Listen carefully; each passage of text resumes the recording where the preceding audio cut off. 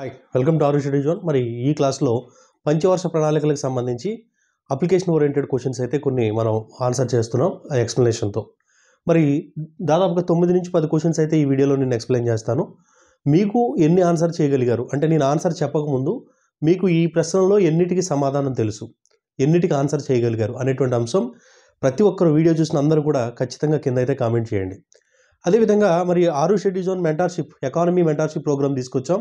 Complete economy classes Telugu మరియు English మీడియంస్లో, complete material Telugu మరియు ఇంగ్లీష్ మీడియంలో, దాంతోపాటుగా బిట్ బ్యాంక్స్ ప్రతిరోజు టెస్ట్కి explanation, bit bank explanation A to Z మనం అందించేటువంటి కంటెంట్తో current economy, current science and technology కూడా ఇస్తూ కంప్లీట్ ఎకానమీ మెంటార్షిప్ అయితే మనం తీసుకురాబోతున్నాం ఉగాది నుండి. ఇంట్రెస్ట్ ఉన్న వాళ్ళు డిస్క్రిప్షన్లో ఉన్నటువంటి వాట్సాప్ గ్రూప్లో జాయిన్ అవ్వండి. ఫీజు కేవలం 1000 రూపీస్ ఉంటుంది.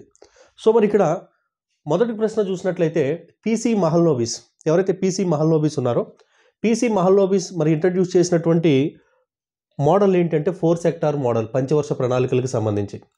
ఈ పంచవర్ష ప్రణాళికలకు సంబంధించి పీసీ మహల్నోబిస్ మోడల్ అయినటువంటి 4 సెక్టార్ మోడల్ ట్రికిల్ డౌన్ సిద్ధాంతాన్ని అనుసరించి దీన్ని ఇంట్రడ్యూస్ చేయడం జరిగింది.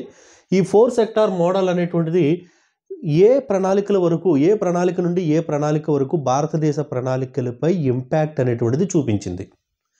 మరి ప్రశ్నలు చూస్తే ఆప్షన్స్ చూస్తే 1 to 5 పంచవర్ష ప్రణాళికలు, 2 నుంచి 6 పంచవర్ష ప్రణాళికలు, 1 నుంచి 4 పంచవర్ష ప్రణాళికలు, 4 to 12 పంచవర్ష ప్రణాళికలు అనేది ఇక్కడ ఇవ్వడం జరిగింది. మరి వీటిలో మీరు ఏది సరైనటువంటి ఆన్సర్ అనుకుంటున్నారో చూడండి.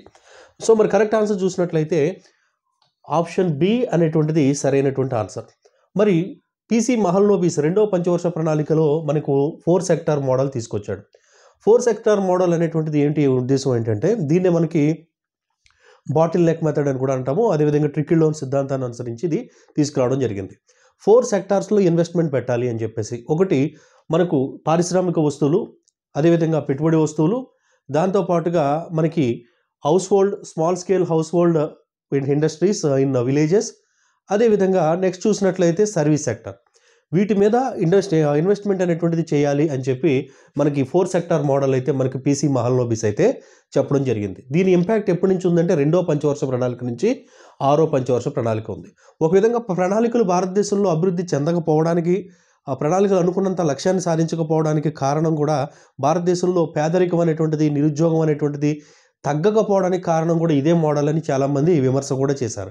ఎందువల్లంటే ఇతను చెప్పినటువంటి 4 సెక్టార్ మోడల్స్లో భారీ పరిశ్రమలకు అధిక ప్రాధాన్యత ఇవ్వాలనేటువంటి మోటోతోటే మనకు వెళ్ళడం జరిగింది. కాబట్టి ఈ సెక్టార్ 2 నుంచి 6వ పంచవర్ష ప్రణాళిక వరకు ఈ సెక్టార్లో వెళ్ళడం జరిగింది. 7 నుంచి మనం మార్చుకోవడం అయితే జరిగిందనమాట. కాబట్టి దీని ఇంపాక్ట్ ఎప్పటి నుంచి ఎప్పటి వరకు ఉంది? 2 నుంచి 6వ పంచవర్ష ప్రణాళిక వరకు ఉంది. ఇక నెక్స్ట్ క్వశ్చన్ చూసినట్లయితే ప్రణాళికలకు సంబంధించి ఇక్కడ వేరియస్ ఆప్షన్స్ అయితే ఇచ్చారు. మరి ఈ ఆప్షన్స్లో సరైనటువంటి స్టేట్మెంట్స్ ఏంటి అన్నారు. మరి ఇక్కడ చూస్తే 1934లో మోక్షగుండం విశ్వేశ్వరయ్య గారు ఎవరైతే ఉన్నారో, మోక్షగుండం విశ్వేశ్వరయ్య గారు మనకి దేశంలో మొదటిసారి ప్రణాళికల గురించి పేర్కొంటూ ప్లానెడ్ ఎకానమీ ఫర్ ఇండియా అనేటువంటి గ్రంథాన్ని రచించారు. మొదటి స్టేట్మెంట్. రెండో స్టేట్మెంట్ చూస్తే పీసీ లోక్నాథ్ ప్రిన్సిపల్స్ ఆఫ్ ప్లానింగ్ను రచించి ప్రణాళిక ఏ విధంగా తయారు చేయాలనేటువంటి ప్రణాళిక తయారీ విధానాన్ని పీసీ లోక్నాథ్ 1936లో వివరించడం జరిగింది. ఇక నెక్స్ట్ ఆప్షన్ చూసుకుంటే 1938లో ఇండియన్ నేషనల్ కాంగ్రెస్లో శ్రీ మహాత్మా గాంధీ గారు అధ్యక్షతన జాతీయ ప్రణాళిక కమిటీ అనేటువంటిది నియమించబడింది. ఈ 3 స్టేట్మెంట్స్లో మీరు ఏ స్టేట్మెంట్ సరైందని అనుకుంటున్నారు, ఏది రాంగ్ అని అనుకుంటున్నారు అని చూస్తే మరి కరెక్ట్ ఆప్షన్ చూస్తే ఆప్షన్ ఏ, బి మాత్రమే సరైనటువంటివి. ఆప్షన్ సి అనేటువంటిది రాంగ్. ఎందుకనంటే 1938లో ఇండియన్ నేషనల్ కాంగ్రెస్ జవహర్లాల్ నెహ్రూ అధ్యక్షతన మనకి ప్రణాళిక కమిటీని అపాయింట్ చేయడం జరిగింది. 1938లో దీన్ని అపాయింట్ చేస్తే దీని యొక్క నివేదిక అనేటువంటిది 1948లో ఇవ్వడం జరిగింది. 1948లో ఇవ్వడం జరిగింది. ఎందుకంటే మనకి సెకండ్ వరల్డ్ వార్ అనేటువంటిది స్టార్ట్ కావడం వల్ల దీన్ని ఆలస్యంగా ఈ నివేదిక అనేటువంటిది ఇవ్వడం జరిగింది. కాబట్టి ఆప్షన్ సి రాంగ్, బట్ పైన ఇచ్చినటువంటి 2 ఆప్షన్స్ సరైనవే. మరి మరొక క్వశ్చన్ చూద్దాం. మరో క్వశ్చన్ చూసినట్లయితే ప్రణాళిక పెట్టుబడుల్లో 9వ ప్రణాళిక వరకు ప్రభుత్వ రంగ వాటా అధికంగా ఉంది. 8వ పంచవర్ష ప్రణాళిక నుండి ఆర్థిక సంస్కరణలో భాగంగా సూచనాత్మక ప్రణాళికలు మరియు ప్రైవేటు పెట్టుబడులకు ప్రాధాన్యత అనేటువంటిది పెరుగుతూ వస్తూ ప్రైవేటు పెట్టుబడుల యొక్క వాటా అధికంగా నమోదైంది. ఇక 7వ పంచవర్ష ప్రణాళిక చూసుకుంటే ఇది అత్యధికంగా ప్రభుత్వ పెట్టుబడులు లేదా అతి తక్కువగా ప్రైవేటు పెట్టుబడులు కలిగి ఉన్న ప్రణాళికగా గుర్తించబడింది అని ఇచ్చినటువంటి 3 స్టేట్మెంట్స్లో మీరు ఏది సరైందని అనుకుంటున్నారు? మరి చూసుకుంటే ఇక్కడ 9th 5 ఇయర్ ప్లాన్ ఏదైతే ఉందో 9th 5 ఇయర్ ప్లాన్ వరకు కూడా మనకు ప్రభుత్వ రంగ వాటా అనేటువంటిది అధికంగా ఉంది అని ఇచ్చింది ఏదైతే ఉందో ఇది సరైనటువంటి స్టేట్మెంట్ కాదు. ఎందువల్ల అంటే 7th plan up to 7th plan వరకు మాత్రమే మనం ప్రభుత్వ రంగ వాటా అనేటువంటిది కంటిన్యూ అవుతూ వచ్చింది. బట్ 8th నుంచి మనం మార్చుకోవడం జరిగింది. ఆర్థిక సంస్కరణలో భాగంగా ప్రైవేట్ వారికి కూడా ప్రాధాన్యత అనేది పెరిగిందనమాట. ఇక 8వ పంచవర్ష ప్రణాళిక నుండి ఆర్థిక సంస్కరణలు సూచనాత్మక ప్రణాళికలు పెరిగాయి. దీనికి ఏదైతే మనం ఎక్స్ప్లెనేషన్ ఇచ్చామో అదే ఇక్కడ వస్తుందన్నమాట. 8 నుంచి మనకి ప్రైవేట్ పెట్టుబడుల వాటా కూడా అధికంగా పెరగడం మొదలైంది. కాబట్టి ఆప్షన్ బి అనేటువంటిది సరైనది. ఆప్షన్ ఏ రాంగ్ అండి. మరి ఆప్షన్ సి చూసుకుంటే 7వ పంచవర్ష ప్రణాళికలో అత్యధిక ప్రభుత్వ లేదా అత్యల్ప ప్రైవేటు పెట్టుబడులు వాటా అనేటువంటిది కలిగి ఉంది అని చెప్పేసి ఇక్కడ ఆప్షన్ సి అనేటువంటిది ఇచ్చాడు. బట్ ఇది రాంగ్. మరి 7వ పంచవర్ష ప్రణాళిక కాదు. భారతదేశ పంచవర్ష ప్రణాళికల చరిత్రలో 5th ప్లాన్ ఏదైతే ఉందో 5th ప్లాన్లో మనకి దీని యొక్క వాటా అనేటువంటిది ఎక్కువ ఉంది. కాబట్టి ఆప్షన్ సి కూడా రాంగే. మరి ఏది correct? Option A C wrong, B ఒకటే సరైనది అనేటువంటి ఆప్షన్ మనకి ఎక్కడ ఉంది? ఆప్షన్ 3లో ఉందన్నమాట. ఇక నెక్స్ట్ క్వశ్చన్ చూద్దాం.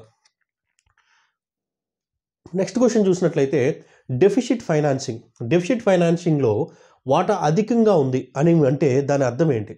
అంటే ఇక్కడ ప్రణాళిక నిధుల్లో డెఫిసిట్ ఫైనాన్సింగ్ ఉంది అంటే దాని మీనింగ్ ఏంటి, దాని యొక్క ఇంపాక్ట్ ఏంటి అనేటువంటిది ప్రశ్న.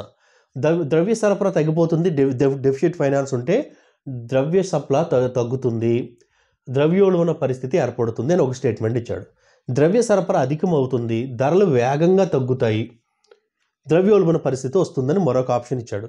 ద్రవ్య సప్లా సమానంగా ఉంటుంది, ధరలు వేగంగా పెరుగుతాయి, ద్రవ్యోల్బణ పరిస్థితి ఏర్పడుతుందని మరొకటి. 4వ ఆప్షన్ చూసుకుంటే ద్రవ్య సప్లై అధికం అయిపోయి ధరలు వేగంగా పెరిగి ద్రవ్యోల్బణ పరిస్థితి వస్తుంది అని 4వ ఆప్షన్. మరి అవుట్ ఆఫ్ దిస్ 4 ఆప్షన్స్ మీరు ఏది కరెక్ట్ అనుకుంటున్నారంటే ఫస్ట్ ఆప్షన్ ద్రవ్య సప్లై అనేటువంటి తగ్గితే ద్రవ్యోల్బణం అనేటువంటిది పెరుగుతుంది అనేటువంటిది కరెక్ట్ కాదు.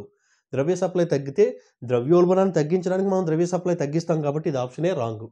ద్రవ్య సప్లై అధికమైతే ధరలు వేగంగా తగ్గుతాయి అన్నాడు. ద్రవ్య సప్లై పెరిగితే ద్రవ్యం యొక్క అవైలబిలిటీ అనేటువంటిది, మనీ అవైలబిలిటీ అనేటువంటిది ఎక్కువైపోతుంది. దాంతో ఆటోమేటిక్గా డిమాండ్ అంటే ద్రవ్య సప్లై పెరిగిపోయి డిమాండ్ అనేటువంటిది, వస్తువుల డిమాండ్ అనేటువంటిది పెరిగిపోతుంది. కాబట్టి ధరలు పెరిగిపోతాయి. కాబట్టి ఈ ఆప్షన్ కూడా రాంగ్. ద్రవ్య సప్లై సమానమయ్యి ధరలు వేగంగా పెరుగుతాయి, ఇది కూడా రాంగ్. ద్రవ్య సప్లై అధికమైతే ద్రవ్యోల్బణం, ధరలు పెరిగిపోయి ద్రవ్యోల్బణం అనేటువంటిది ఏర్పడుతుంది. ఎప్పుడు? డెఫిసిట్ ఫైనాన్సింగ్లో. ఎప్పుడైతే మనకి ఫైనాన్సింగ్లో డెఫిసిట్ వచ్చిందో ఆ డెఫిసిట్ని పూడ్చుకోవడానికి మనం చేసేటువంటి కార్యకలాపాల్లో one of the important method ఏంటి అంటే కరెన్సీ ప్రింటింగ్ అనమాట. ఎప్పుడైతే డెఫిసిట్ ఫైనాన్స్లో కరెన్సీ ప్రింట్ చేస్తాం, ఎక్కువ కరెన్సీ ప్రింట్ చేస్తే ద్రవ్య సప్లై పెరిగిపోయి ధరలు పెరిగిపోయి ఆటోమేటిక్గా ఇన్ఫ్లేషన్ అనేటువంటిది వచ్చేస్తుంది. నెక్స్ట్ పురా అనేటువంటిది ఏదైతే ఉందో ఈ పురా అనేటువంటి భావనకు సంబంధించి ఇక్కడ ఇచ్చినటువంటి 3 స్టేట్మెంట్స్లో ఏది సరైనదో గుర్తించండి అన్నాడు. పురా అంటే providing urban amenities to provision of urban amenities to rural areas అని చెప్పేసి ఒక కార్యక్రమం ఇది. మరి దీనికి ఇక్కడ ఇచ్చినటువంటి వాటిలో ఏది సరైనది అంటే 2003 జనవరిలో దీన్ని గున్నార్ మిర్డల్ ప్రతిపాదించారు. ఇది వికేంద్రీకృత డీసెంట్రలైజ్డ్ ప్లానింగ్కి ఎగ్జాంపుల్. పట్టణ ప్రాంత సౌకర్యాలను గ్రామీణ ప్రాంతాలకు ప్రొవైడ్ చేయాలి అనేటువంటి ఒక కాన్సెప్ట్తో దీన్ని తీసుకొచ్చారు. దీనివల్ల వలసలు తగ్గుతాయి అని. సో ఇక్కడ ఇచ్చినటువంటి 3 స్టేట్మెంట్స్లో మీరు ఏది సరైనదని అనుకుంటున్నారంటే ఇది వికేంద్రీకృత, అప్పటి వరకు కేంద్రీకృత ప్రణాళికలు ఉండేవి కాబట్టి వికేంద్రీకృత ప్రణాళికను ఎంకరేజ్ చేసే విధంగా ఈ పురా అనేటువంటి భావన తీసుకురావడం కరెక్టే. సో బి రైట్ అండి. C correct. ఇక్కడ పురాలోనే ఉంది provision of urban amenities to rural areas. Urban ఏరియాలో ఉండేటువంటి సౌకర్యాలను రూరల్ ఏరియాస్లో కల్పించాలి. ముఖ్యంగా త్రాగునీరు కానీ, ఎలక్ట్రిసిటీ కానీ, అట్లా ఈ రోడ్స్ కానీ, అవస్థాపన సౌకర్యాలు ఏదైతే ఉంటాయో ఇన్ఫ్రాస్ట్రక్చర్ ఫెసిలిటీస్ కానీ వీటన్నిటిని ఇక్కడ ప్రొవైడ్ చేయాలి అనేటువంటి కాన్సెప్ట్. దానివల్ల ఏమవుతాయి? పట్టణాలకు వలసలు ఆగిపోతాయి అన్నమాట. సో ఇది కూడా కరెక్టే.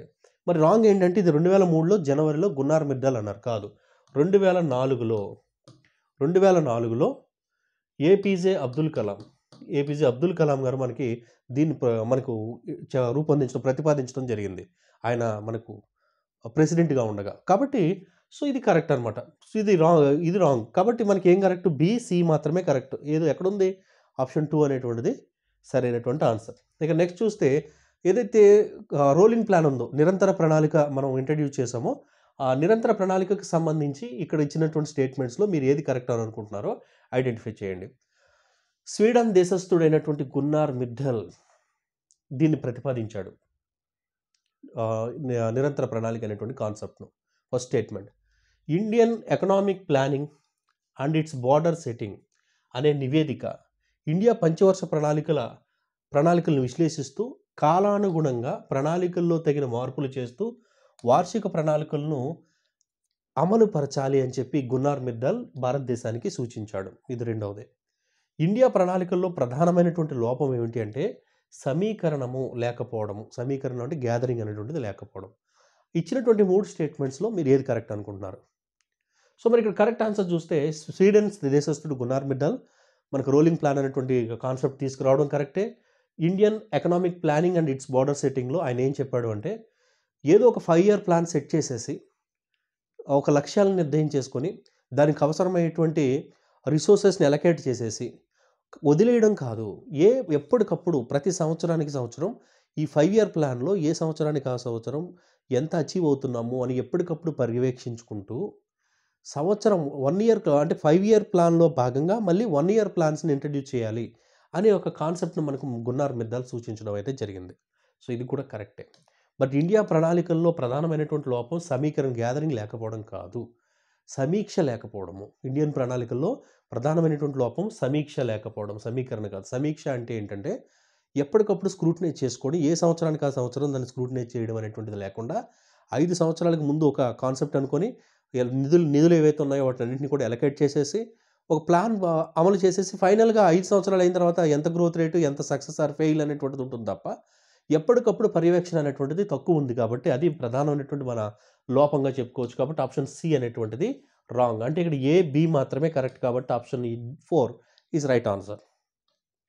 ఇక ఇక్కడ ఇచ్చినటువంటి స్టేట్మెంట్స్ ఏవైతే ఉన్నాయో ఈ స్టేట్మెంట్స్‌లో సరైనటువంటి వాటిని గుర్తించండి అన్నాడండి. రాజీవ్ గాంధీ మొదటిసారి పారిశ్రామిక రంగంలో సంస్కరణలను 7వ పంచవర్ష ప్రణాళిక కాలంలో ప్రవేశపెట్టాడు. 7వ పంచవర్ష ప్రణాళిక కాలంలో రాజీవ్ గాంధీ పారిశ్రామిక సంస్కరణను ప్రవేశపెట్టడం అనేటువంటిది ఒక స్టేట్మెంట్.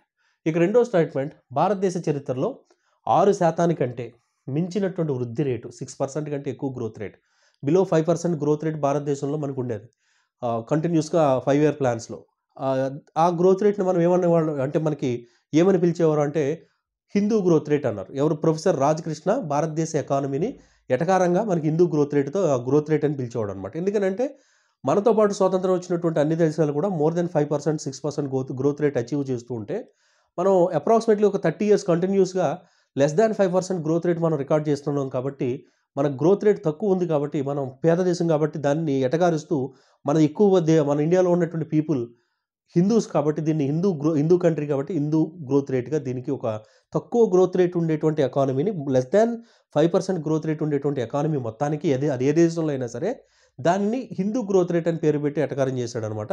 సో దాన్ని ఫస్ట్ టైం మనం క్రాస్ చేసాం. క్రాస్ చేసి ఇంకెప్పుడు కూడా లెస్ దాన్ 5%కి ఇప్పుడు వరకు కూడా వెళ్ళలేదనమాట. సో అది ఎప్పుడు నెక్స్ట్ సూచనాత్మక ప్రణాళిక విధానం 8th 5 ఇయర్ ప్లాన్‌లో ప్రారంభమైంది. సూచనాత్మక అంటే ప్రభుత్వ 2 కంబైన్డ్‌గా కోఆపరేషన్‌తో స్టార్ట్ చేసేటువంటి ప్రణాళిక 8వ ప్రణాళిక నుంచి స్టార్ట్ అయింది అని చెప్పి ఇక్కడ ఇచ్చారు. ఇక్కడ ఈ మూడిట్లో ఏది సరైంది అని చూసుకుంటే మరి రాజీవ్ గాంధీ గారు ఇంట్రడ్యూస్ చేసింది కరెక్టే ఏదో 8వ పంచవర్ష ప్రణాళికలో. సూచనాత్మక ప్రణాళిక కూడా 8వ పంచవర్ష ప్రణాళికలోనే మనకు ఇంట్రడ్యూస్ చేయబడింది ప్రైవేట్ భాగస్వామ్యంతో. అది ఫ్రాన్స్ నుంచి మనం తీసుకోవడం జరిగింది. ఇక రెండవది ఏదైతే ఉందో ఇది మొదటిసారిగా 6%కి మించినటువంటి ప్రణాళిక అంటే 6వ ప్రణాళిక కాదు 7వ ప్రణాళిక. కాబట్టి ఆప్షన్ బి అనేటువంటిది రాంగ్. కాబట్టి ఏ, సి మాత్రమే సరైనవి. కాబట్టి option C is right answer. ఇక నెక్స్ట్ చూసినట్లయితే ఇక్కడ ఇచ్చినటువంటి పథకాలు ఏవైతే ఉన్నాయో ఇక్కడ ఇచ్చినటువంటి కాన్సెప్ట్ ఏదైతే ఉందో వీటిలో ఏది సరైంది అని అడుగుతున్నారండి. డిజార్ట్ డెవలప్మెంట్ ప్రోగ్రామ్ ఎడారి ప్రాంతాల అభివృద్ధి పథకం ఇది 1977లో చేశారు. 5వ పంచవర్ష ప్రణాళికకు ఉపాధ్యక్షుడిగా పిఎన్ హక్సర్ ఉన్నారు. 20 సూత్రాల పథకాన్ని 1975లో చేయబడింది అని 3 కాన్సెప్ట్స్ ఇచ్చారు. ఈ మూడిట్లో మీరు ఏది సరైందని అనుకుంటున్నారంటే 1977లో ఇందిరాగాంధీ గవర్నమెంట్లో డిజార్ట్ డెవలప్మెంట్ ప్రోగ్రామ్ అనేటువంటి స్టార్ట్ చేశారు. ఇది ఏదైతే నీటి ఎద్దడి ఉంటుందో నీటి ఎద్దడిని తగ్గించడం కోసం వాటర్ స్కేర్సిటీని తగ్గించడం కోసం, డ్రాట్ ప్రోన్ ఏరియాస్లో మనకి వాటర్ ఫెసిలిటీస్ అందించడం కోసం ఇంట్రడ్యూస్ చేయబడినటువంటి ప్రోగ్రామ్ అనేది మనకి డిజార్ట్ డెవలప్మెంట్ ప్రోగ్రామ్, ఎడారి ప్రాంతాల అభివృద్ధి పథకం. ఇది 1977 కరెక్టే. ఇక 5వ పంచవర్ష ప్రణాళిక కాలంలో ఉన్నటువంటి మనకు ఉపాధ్యక్షుడు పిఎన్ హక్సర్, మరి అధ్యక్షుడిగా అప్పటి ప్రధాని ఉంటారు కాబట్టి అప్పుడు ప్రధాని అయినటువంటి ఇందిరాగాంధీ ప్రధాని. 20 సూత్రాల పథకం 1975లో ఇందిరాగాంధీ టైంలోనే చేయబడింది. 1975లో అంటే విలేజ్ పీపుల్కి మనకి వేరియస్ మనకి ఇన్ఫ్రాస్ట్రక్చర్ ఫెసిలిటీస్ అనేటువంటివి ప్రొవైడ్ చేయడానికి 20 సూత్రాల పథకం అనేటువంటిది తీసుకురావడం జరిగింది. ఈ 3 స్టేట్మెంట్స్ కరెక్టే కాబట్టి ఆప్షన్ 4 ఈజ్ రైట్ ఆన్సర్.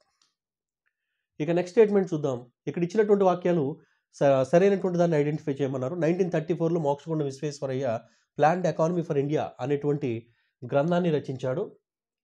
10 సంవత్సరాల ప్లాన్కి, ఆ గ్రంథంలో భారతదేశానికి సంబంధించి 10 సంవత్సరాల కాలాన్ని దృష్టిలో పెట్టుకొని ఆయన ప్లాన్ అయితే తయారు చేశారు. First statement. 1941లో బొంబాయికి చెందినటువంటి 5 పారిశ్రామికవేత్తలు a plan of economic development of India తయారు చేశారు. ఇక శ్రీమన్నారాయణ అగర్వాల్, ఎస్ఎన్ అగర్వాల్ గాంధీ గారి సిద్ధాంతాలతో గాంధీ ప్రణాళికను రూపొందించారు, కుటీర పరిశ్రమలకు ప్రాధాన్యత ఇవ్వాలనేటువంటి ఉద్దేశంతో. మరి ఇక్కడ ఇచ్చినటువంటి 3 స్టేట్మెంట్స్లో మీరు ఏది కరెక్ట్ అనుకుంటున్నారు? చూస్తే ఇక్కడ మోక్షగుండ విశ్వేశ్వరయ్య గారు మనకి ప్లాన్డ్ ఎకానమీ ఫర్ ఇండియా అనేటువంటి తయారు చేయడం అనేటువంటిది 100% కరెక్ట్ స్టేట్మెంట్. శ్రీమన్నారాయణ అగర్వాల్ గాంధీ అని ప్లాన్ తీసుకొచ్చారు. సర్వోదయ ప్లాన్ మనకు వినోబా భావే గారు తీసుకొచ్చారు. ఇట్లా వేరియస్ ప్లాన్స్ ఉన్నాయి, వాటన్నిటి గురించి మనం క్లాస్లో చెప్పుకున్నాం. సో మరి ఇక్కడ ఎకానమీ మెంటార్షిప్లో జాయిన్ అవ్వాలంటే మాత్రం వాట్సాప్ గ్రూప్లో జాయిన్ అవ్వండి. కంప్లీట్ ఎకానమీ, తెలుగు మీడియం మరి English medium, India AP 2 economies కూడా, బడ్జెట్లు, ఎకనామిక్ సర్వేలు A to Z క్లాసెస్ ఇస్తాం. Complete material Telugu medium English medium నేనే అందిస్తాను. బిట్ బ్యాంక్స్ అందిస్తాము. ప్రతిరోజు ఎంతవరకు టాపిక్ చదవాలని టాపిక్ ఇచ్చి ఆ టాపిక్ మీద టెస్ట్లు కండక్ట్ చేస్తాము. టెస్ట్లు అయిన తర్వాత ఆ టెస్ట్ యొక్క PDF మీకు డౌన్లోడ్ చేసుకునే విధంగా ఇస్తాము. ఆ టెస్ట్ని ఎక్స్ప్లెయిన్ చేసేటువంటి వీడియోస్ కూడా ఉంటాయి. వాట్ నాట్ మొత్తం A to Z ఎకానమీ అనేటువంటిది కంప్లీట్గా నేను చూసుకొని మంచి మార్క్స్ తెప్పించే బాధ్యత నేను తీసుకుంటాను. దీంట్లో మీరు జాయిన్ అవ్వాలంటే వాట్సాప్ గ్రూప్లో జాయిన్ అవ్వండి. ఉగాది నుంచి మనకి ప్రోగ్రామ్ స్టార్ట్ అవుతుంది. ఫీజు కేవలం 1000 రూపీస్ మాత్రమే ఉంటుంది. 1000తో మీరు కంప్లీట్ ఎకానమీలో మంచి స్కోర్ చేసే విధంగా A to Z కాన్సెప్ట్ నేను అందిస్తాను. సో మరి ఇక్కడ నెక్స్ట్ చూసినట్లయితే 1941 అన్నారు, ఇది రాంగ్ అండి. 1944లో ఎవరు 5 పారిశ్రామికవేత్తలు కాదు, 8 మంది పారిశ్రామికవేత్తలు, టాటా, బిర్లా, ఫరూక్, జాన్ ముత్తయ్య, ఇట్లా ఒక 8 మంది ప్రముఖ పారిశ్రామికవేత్తలు ఈ ప్లాన్ని రూపొందించారు. భారీ పరిశ్రమలకు ప్రాధాన్యత ఇవ్వాలి అనేటువంటి కాన్సెప్ట్తో ఇది రూపొందించబడింది. దీన్ని మనం బాంబే ప్రణాళిక అని అంటాము, బాంబే ప్రణాళిక. కాబట్టి ఆప్షన్ బి అనేటువంటిది రాంగ్. కాబట్టి A, C మాత్రమే కరెక్ట్. ABC ఇక్కడ A, C రాంగ్ అనేటువంటి ఆప్షన్ ఎక్కడ ఉంది? ఆప్షన్స్ రాంగ్ అండి. So A, C correct, B లేదు. సో మరి ఇవి ఈరోజుకి ముఖ్యమైనటువంటి ప్రశ్నలు. ప్రతిరోజు కూడా సైన్స్ అండ్ టెక్నాలజీ, ఎకానమీకి సంబంధించినటువంటి క్లాసెస్ మన ఛానల్లో వస్తాయి. అది APPSC అయినా TSPSC అయినా మీకు 100% ఉపయోగపడుతుంది. ఈ మెటీరియల్ ఏదైతే ఉంటుందో నేను ఎక్స్ప్లెయిన్ చేసినటువంటి PDF ప్రతిదీ కూడా మన యాప్లో ఫ్రీ మెటీరియల్స్లో పెడతా ఉచితంగా. మీరు ఈ డౌన్లోడ్ చేసుకొని మీరు చదువుకోవచ్చు కావాలంటే. కాబట్టి మన యాప్ని డౌన్లోడ్ చేసుకోండి. ఎకానమీ మెంటర్షిప్లో జాయిన్ అవ్వాలంటే మీరు వాట్సాప్ గ్రూప్లో జాయిన్ అవ్వండి. మరి అతి త్వరలో మనం ఈ ప్రోగ్రామ్ ఉగాది నుంచి ప్రారంభించబోతున్నాం. Thank you. మన ఛానల్ సబ్స్క్రైబ్ చేసుకోండి.